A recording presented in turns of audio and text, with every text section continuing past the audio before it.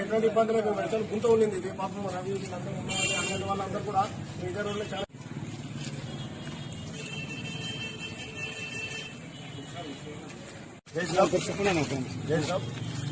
కర్నూలు జిల్లాలో ఈ మధ్యకాలంలో హిందువుల దేవుళ్ళపై గుళ్ళపై దాడి జరుగుతున్నాయి.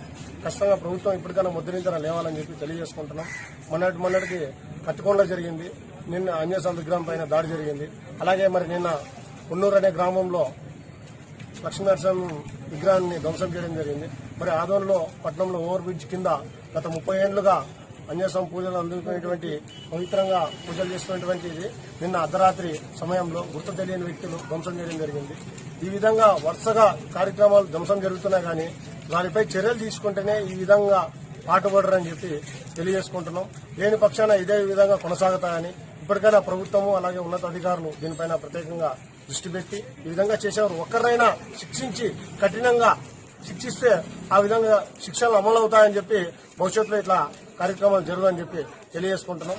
దయచేసి ప్రభుత్వం అలాగే ఉన్నతాధికారులు హిందూ దేవాలయాలపై ప్రత్యేక దృష్టి పెట్టి వాటిని కాపాడాల్సిన బాధ్యత ఎంతైనా ఉందని చెప్పి తెలియజేసుకుంటున్నాం. మా పేరు సాయి ప్రసాద్. అనుమానం ఎవరు ఉంటారన్నా వాళ్ళు